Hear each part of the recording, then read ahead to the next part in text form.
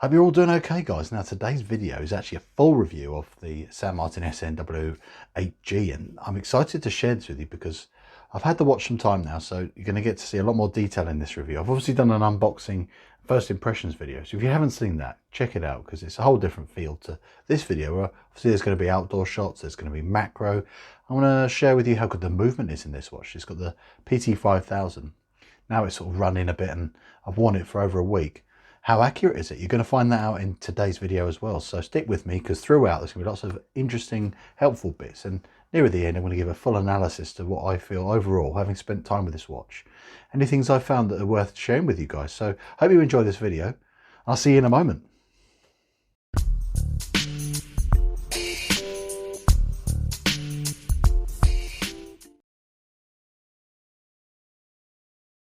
So welcome at 6 o'clock in the evening. I'm recording the stats and specs and we've got a weight of 138 grams. Thank you, GearPass. And the other dimensions were assisted with Mr. Minch here and the other bits and bobs surrounding us here. So case size of 40.5 millimeters. Lug to lug is 47.8 exactly. Then we've got, including these male end links, which curve down, which they conform quite nicely actually, around the wrist, 54.8. So that's quite a long measurement, but bear in mind that still wears quite well. Height, including this slightly domed sapphire. Just look at that gorgeous sapphire, that distortion you get. Even including that slight dome you get, it's still only 11.2 thick. That's quite slim for a dive style watch. Nice big crown, 6.9. As you can see, it's got a nice shark on there. Screw down, 200 meters water resistance, and that's just a guide. But they do test their watches, and I think it would do very well for light snorkeling duties, maybe very shallow diving. Should be okay. A lot of watches have been recently tested on other channels and they've proven to perform very well, so I would trust this also doing so. Whilst we're on to dimensions, still it's the lug width is here is 20. It's a strong taper down to 16.5 here. I've not measured it, including these are faux rivets, and then these are actually screws for sizing the bracelet. I'll talk about that a bit later. It's a real pickle to change the take the links out of this. It's a pain in the absolute arse, to be honest with you. That's what that blue goo was that it came with. It's actually thread locked, so when you put the screws back in, it should stop it coming undone, which again is another fiddly thing I've not normally used to having to do when sizing a bracelet, but it's a kind of thing you do once and leave it. So it then jumps back up to 18 mil at this lovely engraved double pusher clasp, which is all milled as well. Beautiful finishing on this, lovely action when you click on there. And we've got 4 micro adjusts, which is perfect. Now, taking 2 links out, I haven't used any of the micro adjusts, and it fits me absolutely perfectly. And I've worn this at work, day in, day out, hot days. Even worn it through the night just to see how good the lume is. It's so comfortable. It's never felt too tight. It's never felt too loose. So if you have a 7-inch wrist, just like me, you'll be okay. But there's plenty of scope. If you have a big wrist, I think you might have a trouble because I only took 2 links out, so that could be an issue.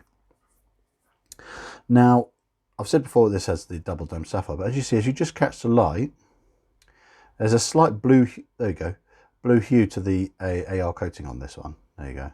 It's actually quite hard to catch it. It's not as easy to spot as you would get on a steel dive watch, so it's not too aggressive an AR coating. It's on the underside of this sapphire, which is great. Lovely, big, bold, easy to read hands and indices here. I love this colorway. We have a ceramic bezel insert. To complement this whole scratch resistance thing you want to go for with the sapphire as well. And it's got C3 lume. I'll do a lume time lapse to show you how good this San Martin is. It's not as good actually as other San Martins, surprisingly. It's actually on par with the Phoebus, which I've previously done. It has a good sort of show for 10 minutes and it really drops off, but then it holds out for a long time after that. So there's an initial impressive bit, if you will, and then it tails off. So bear that in mind. But I'm actually going to do, this is a bit of a heads up, because I'm an absolute madman. I've bought another one of these. I bought the blue version, and that comes with BGW9 blue lume. I'll do a side-by-side and a general side-by-side for lots of things. So if you've watched this part of the video, you've been treated to a bit of a heads up on what's coming. A side-by-side of the 2 colorways, which one is going to work the most successfully. Last little bit before we move on to the movement. This bezel action, it's 120 click. It's I'll discuss it more later when I give my actual thoughts and opinions, but 120 click unidirectional with a loomed pip at the 12 is fabulous. The action is perfect and it there's no play or wobble in it. So 120 click is really nice. You get to enjoy every single one of those little clicks. It's an absolute joy to use.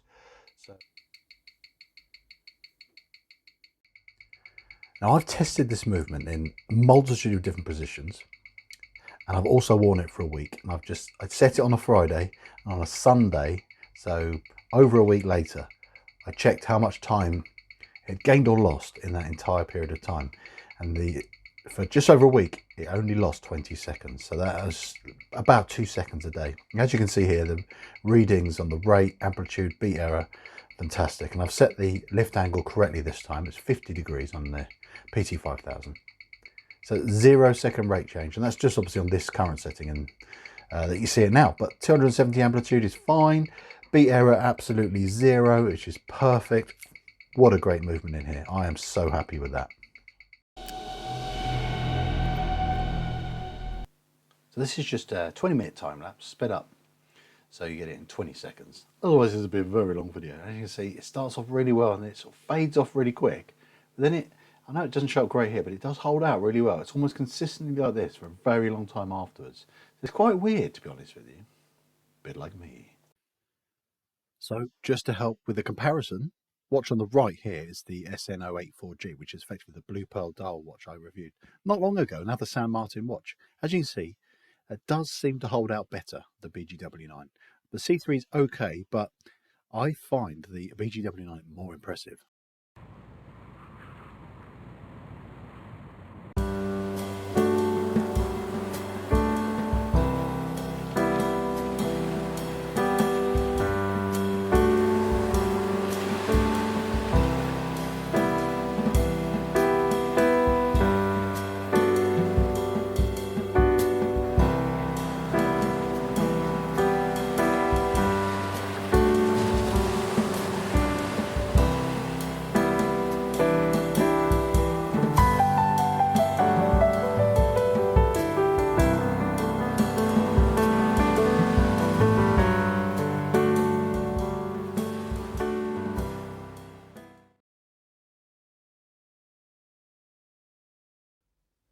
So now it's time for a bit more of a detailed analysis of this piece. Now, you've seen a lot in this video already. If you start with it, there's loads of bits. I've gone into all the information you need to know. But what do I actually think from spending time with it and wearing it and enjoying it and have a really good feel for it? So the things aesthetically I think that work and could be improved upon are as follows. I mean, the ceramic bezel insert, as beautifully finished as it is, I mean, the engraving and the filling with the gold paint is absolutely perfect. The red paint with this perfectly centered loomed pip at the 12 o'clock, absolutely faultless manufacture. It's glorious. But I think they've missed a trick by not doing it in a matte finish to match at least the matte dial, or change the, because when it's in matte black, it makes it look more like a grey often, a lot of the time. And that's what's happened here with the dial. I mean, the dial here is very grey looking, and it's a dramatic contrast with the bezel. Now, I know when you're doing an Homage, you've got free reign to change the watch and make it how you want it to look. But I think I'm being really picky here, to be honest with you, to get the fine tuning and the balancing right with the design and the colorway. I still think they could have made the dial darker and made the ceramic bezel insert a matte finish. So that's a sort of tweak I would do, but I still think it looks gorgeous. I do love the design. I really do. I think it's a pretty watch. That vintage aesthetic is right up my street, to be honest, with the gold as well, and that works really well with the black and the grey. I love it as well. There's so much brushing. I mean, there's not a huge amount of polished elements, just a bit on the sides here and a bit of a nice chamfer edge on here, around the edge between the mid case and the lugs, etc. So that's a good contrast there. But an unusual bit of polishing, which does bug me a little bit, is there's this polished inner part of the bezel here. You see this part here, that is polished, but the outer part is the rest of the piece is brushed. And I think when you've got gold indices and gold hands and things like that, it's quite then close visually to the polished stainless steel. So there's a bit of a clash somehow to me. It just looks a bit like it's fighting in terms of its reflective properties and colorway with the gold parts. So I think that's a little bit tricky. So that's why I'm intrigued to see what the blue one's like, because that's all going to be a bit more monotone in terms of it's going to be blue, white and silver. You know, there's not red and gold and black and grey and polished, and there's so many different things fighting for your attention here. But I think still cohesively it works really well together. Tactile aspects are fantastic. I mean, this bezel I mentioned earlier, it's a gorgeous feel to it. No play to it. If you're a bezel fiddler like me, I think a lot of you are, if you're into your dive watches, you won't be disappointed, and it lines up faultlessly and perfectly. No imperfections at all, literally perfect. So I still think this logo, as much as I like it, could be slightly different, maybe smaller, not so sure, but I still think it works. I think it works even better with the snowflake handset. Just look at this shape and design of the hour hand. I think it actually works in tandem with the San Martin logo in this watch. I think that works. Sort of the angled looks work really well, as it does this part, the pip on the second hand. I think it works really, it's clever. So I don't know if it's intentional, but it just seems to work really well. I love this crown. You know me, I like a larger crown, good for my big fingers, just easy to unscrew and use. It's nearly 7mm and it screws and unscrews beautifully easily. It's a really nice watch to fiddle with, to be honest. I know you buy a watch, you don't just always slap it on. You like to sort of, I'm always taking my watch off just to play with it. It's really weird. It's almost like a fidget toy for me. I don't know if you're the same. Let me know in the comments if you're the same. But I just love these tactile aspects. The feel of this clasp as it clicks in. It's, again, that's really good. But another comment a lot of you guys have said, it doesn't bother me literally one bit. I actually love it. It's this faux rivet effect here. You've got screws here, as where my thumb is, and that's where you size the bracelet, and then you've got the faux rivet at the other side. But it works. I don't think it is even faux or fake. I think it's real. It works. Because when I'm not doing it in this video, because this video would be too long with me including it. But in a nutshell, the way you undo and take out these blooming pins is what you have to have. One side one screwdriver and the other side another, and you have to hold it steady there and then unscrew the other side, stop it just spinning and spinning and spinning, and that is very fiddly. And I would struggle to do it on camera, so I can just bear with me and trust me when I say it's not easy. It's a pain in the butt, and that is a negative. It's a real pain. So that's a negative. And the other negative, as I said earlier, was this sort of imbalance between the depth of colour on the ceramic insert and the dial. It doesn't quite work. It's nearly there.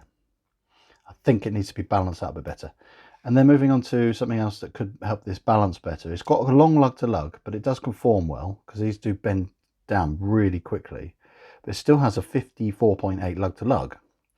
And it's only a 40mm case size watch. So I think the main thing, that literally the best way they could perfect that is the female end length. Instead of male like you see here, female. Just that's all they have to do. That would literally make this conform even better. But the thing is, for me, it's fine. I just think it would take its aesthetics away from looking a little bit towards like the Submariner and things like that. But female end links would help it look different as well. I think it would complement its design. I love this sapphire, that lovely distortion you get. It plays with the light. It's just so pretty, so clear. And the AR coating, I'm surprised they didn't use clear, because there is, as you can see there, a slight, ever so slight blue tinge to it. That, again, that doesn't bother me. If that tinge is the same on the blue version, it's going to complement that blue dial, etc. But again, on this watch, I actually think it makes it clash a bit. There should have been clear AR. So overall, it is, I'll give it a 9 out of 10. And it's so close. 10 out of 10 would be the changes I've said a little bit earlier. So I'm really impressed overall. I wonder what you guys think. Let me know now. I've had time to analyse it and we've discussed all these bits in detail, and I've given my feedback on the aesthetics and design, all that stuff. Let me know what you think. Are you still smitten? Do you think it's too much? £240 with this PT5000, nearly £100 more with the SW200. They are really creeping the prices up, but the quality is exceptional. And the PT5000, if they're all running as good as in this one, you're talking about Swiss grade timekeeping. So that is all really positive. That's a lot of money for an AliExpress watch, isn't it? What do you think? So thanks for watching, guys. I hope you've enjoyed today's video.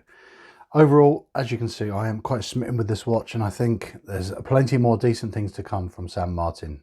Thanks for watching, guys. I'll see you in the next review.